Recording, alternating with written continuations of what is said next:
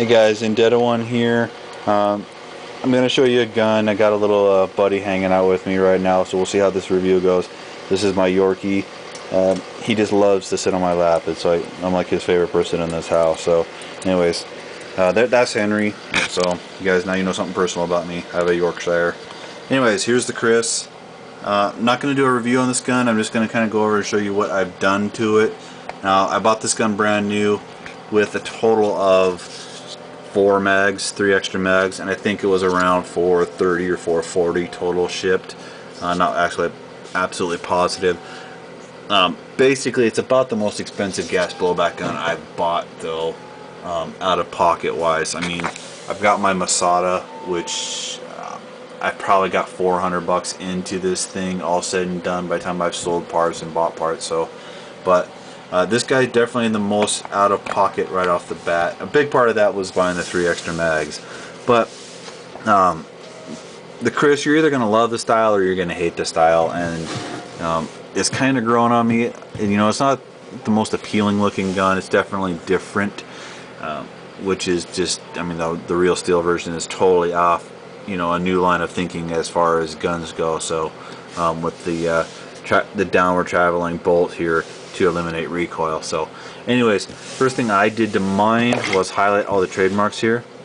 This 45 ACP and the Vector sign and the name up here. None of that stuff was actually colored or highlighted when I got it.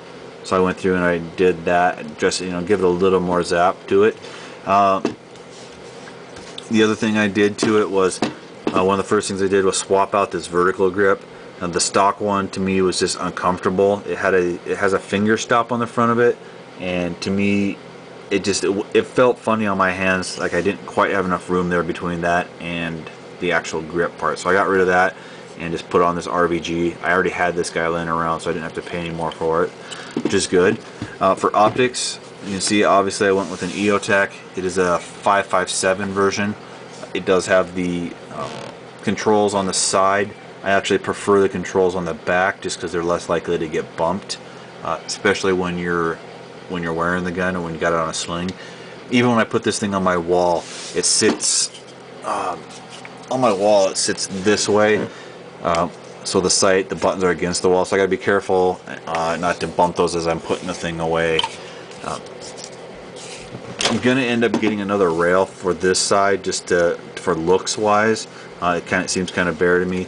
Assuming that there's enough room here to actually activate the bolt, the charging handle here. If you put a rail there, you might have enough room. I'm not really sure. It might be kind of tight, especially with the rail cover on it.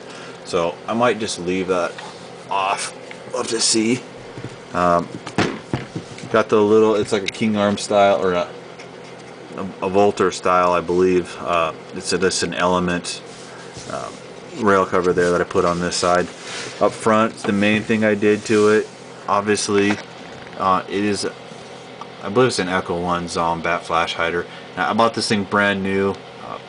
It was like 50 bucks all said and done shipped, and I definitely see now why it's costs what it does. I thought it was kind of expensive when I was looking at it, but this thing is like solid metal. It's very, very beefy. There's a lot of metal here, so in that regards, I can definitely see now why it costs so much.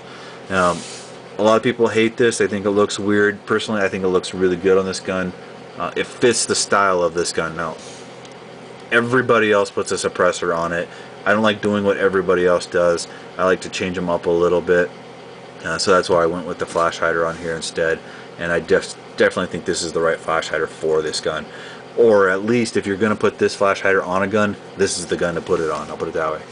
The iron sights, these are the stock iron sights, and they're actually really decent iron sights. So I'm not going to change these things out at all. They are flip, as you can see. That one doesn't go all the way down because I have another attachment on there.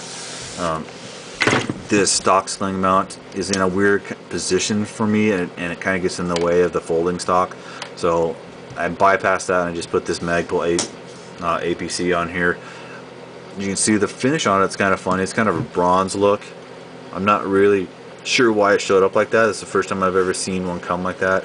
I might end up getting it like powder coated or something black, because Obviously paint won't hold up very well on it, it's going to wear really bad. But that finish is just really funky. So anyways guys, here's just a quick overview showing you kind of what I've done to my Kriss Vector. I'm sure there are some out there of you that would love me to do an actual review of the thing, so I'll try to get that done. Got a couple other guns I was going to show you detailed before I get to that though. So anyways, thanks for watching. Like I said, I know some of you are going to hate the flash hider, some of you are going to love it. Personally, I like it. Think it looks good on there. So anyways, thanks for watching. I appreciate it. We'll catch you next time.